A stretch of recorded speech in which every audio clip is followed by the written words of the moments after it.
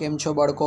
ધોરણ 8 વિષય ગણિત ચેપ્ટર નંબર 9 ટોપિક નંબર 2 સ્વાપોથી પેજ નંબર 81 82 83 આપણે ગઈકાલે 78 79 80 જોયેલું હતું. આજે આપણે 81 82 83 જોવાનું છે. તો 81 પેજ નંબર ઉપર આપેલી પદાવલીઓ સજાતીય છે કે વિજાતીય તે ચોરસ બોક્સમાં લખો. તો જો બંનેમાં ચલ સરખા અને ઘાત પણ સરખી હોય તો તે સજાતીય થશે. પહેલું છે એમાં એક્સની 3 છે અને વાયની 3 છે. તો વાય અને એક્સ બંને ચલ જ જુદા છે, ઘાત તો સરખી છે, તો વિજાતીય થશે. ત્યાર પછીનામાં 3xy અને 15yxz સહગુણક 3 અને 15 છે, તો એ ચાલે, એનું કંઈ જોવાનું જરૂર નથી. ચલ કેવા છે? તો કે ચલ સરખા છે, xyz ત્રણેયની ઘાત પણ સરખી છે, તો એ સજાતીય થશે. એના પછી b²c બંનેમાં ચલ સરખા, ઘાત સરખી, સજાતીય. m²n mn², હવે એમમાં 2 ઘાત છે, અહીંયા એમમાં 1 ઘાત છે, અહીંયા એનની 1 ઘાત છે, અહીંયા એમની 2 ઘાત છે, તો વિજાતીય થશે.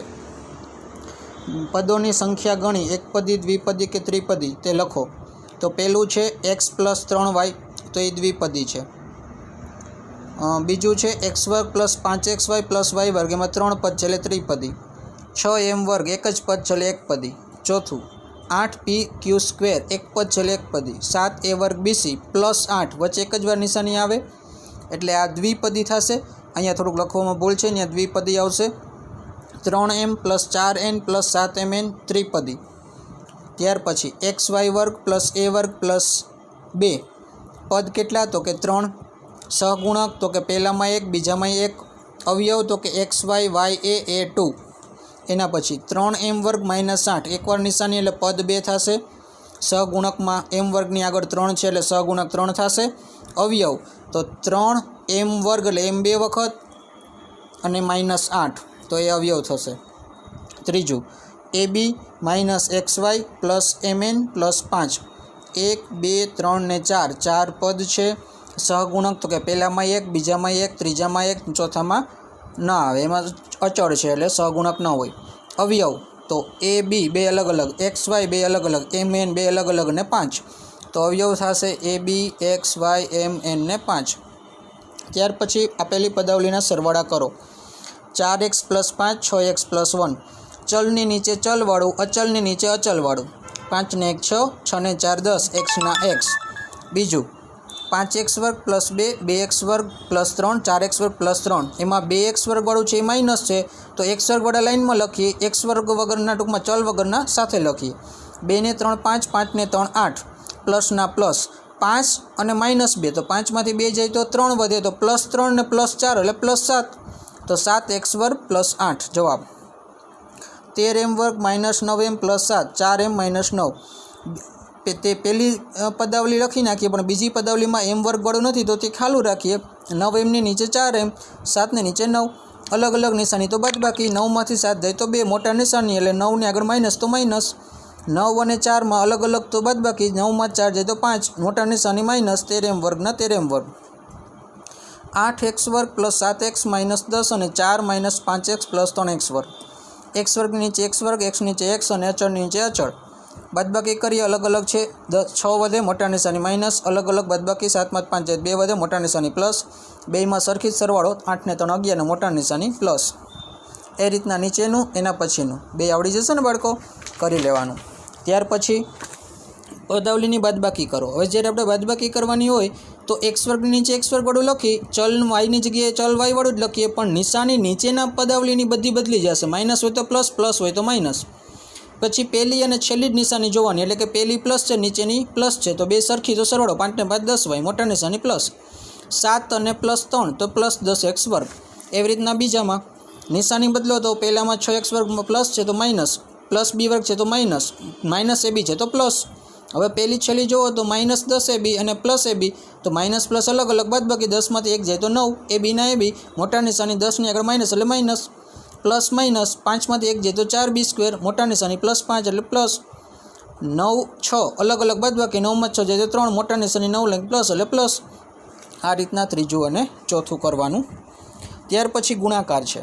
તો ગુણાકારમાં શું થશે 3x ગુણ્યા 2y છે તો 3 ગુણ્યા 2 જે સહગુણક છે 3 અને 2 એને ગુણાકાર કરીએ તો 3 દુ 6 અને x અને y જુદા પદ હોય તો એની ઘાતનો સરવાળો ન થાય એટલે અલગ અલગ ચલ છે તો 6xy જવાબ આવશે. 2ab 4a 2 ગુણ્યા 4 સહગુણકના સરવાળા થઈ ગુણાકાર થઈ 2 ગુણ્યા 4 એટલે 8 a ગુણ્યા b ગુણ્યા a હવે a ને a સરખા છે તો ઘાતનો સરવાળો એટલે 1 ને 1 2 ઘાત એટલે a ની 2 ઘાત ને b ના b. ત્રીજું 6m વર્ગ n ગુણ્યા 3n 6 તેરી 18 m વર્ગના m વર્ગ n અને n બેમાં એક એક ઘાત છે તો બેનો સરવાળો એટલે n ની 2 ઘાત. એવી રીતના ચોથું -5x ગુણ્યા 2y ગુણ્યા 3z તો 5 દો 10 10 તેરીને 30 માઇનસના માઇનસ 2 વાર માઇનસ હોત તો પ્લસ થાય 3 વાર માઇનસ હોય તો માઇનસ રહે 1 વાર માઇનસ હોય તો માઇનસ રહે અહીંયા 1 વાર છે એટલે માઇનસ. x y ને z અલગ અલગ ચલ છે એટલે x y z એમનેમ 6m ગુણ્યા 7a ગુણ્યા -3b તો 3 સત્તા 21 21 6 126 માઇનસના માઇનસ m a ને b ત્રણેય જુદા ચલ છે એટલે m a b એમનેમ. એવી રીતના છઠ્ઠું આવશે. સામેના પેજ ઉપર જઈએ. 3x અને 4x વર્ગનો ગુણાકાર કરતાં ગુણનફળ શું મળે તો કે બેનો ગુણાકાર કરો 4 તેરી 12 માઇનસના માઇનસ ને x ની 2 ને x ની 1 એટલે x ની 3 ઘાત તો c આવશે. જવાબમાં શું આવશે c. m² n અને n² m નો ગુણાકાર કરતાં ગુણનફળ શું મળે તો કે બેયમાં 2 ઘાત છે બેયમાં 1 1 ઘાત છે તો 2 ની 1 3 2 ની 1 3 એટલે m ની 3 n ની 3 b આવશે. રેડી. 2x ગુણ્યા 0 વડે ગુણતા ગુણનફળ શું આવશે 0 આરે ગમે એટલા ગુણો 0 જ આવે એટલે d0 જવાબ આવશે.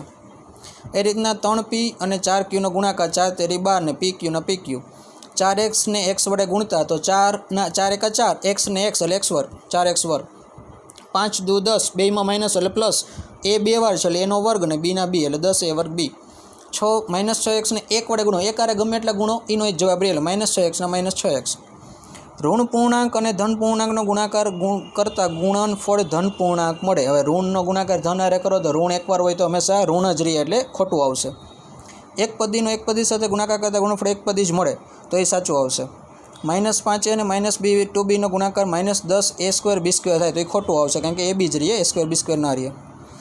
હવે એ રીતના જોડનો ગુણાકાર તો આપણે હમણાં કરેલો જ છે તો સેમ એ જ રીતે તમે એવું 3x ગુણ્યા 4y તો 12xy 5a વર્ગ ગુણ્યા a એટલે 5a ની 3 4x વર્ગ y 2y વર્ગ x તો એનો ગુણાકાર કરશો -8 x ની 3 y ની 3 એ રીતના 6x અને 0 તો 0 જ 7x વર્ગ y વર્ગ 3xy તો 7 તેરી 21 2 વાર માઇનસ એટલે પ્લસ x વર્ગ x અને y વર્ગ y તો x ની 3 y ની 3 એ રીતના છઠ્ઠું 9 ગુણ્યા 2 18 એક વાર માઇનસ એટલે માઇનસ y 2 વાર એટલે y વર્ગ અને x ના x તો -18xy xy વર્ગ. તો બાળકો આ રીતના તમે સમજૂતી મેળવી લેજો અને આ રીતના સ્વપથીમાં ઉતારી લેજો. મેં ફોટા મોકલી દીધા છે વિડીયો પણ અપલોડ કરી દઉં છું બાકીનું આવતા અંકે જોશું. આવજો બાળકો. વંદે માતરમ.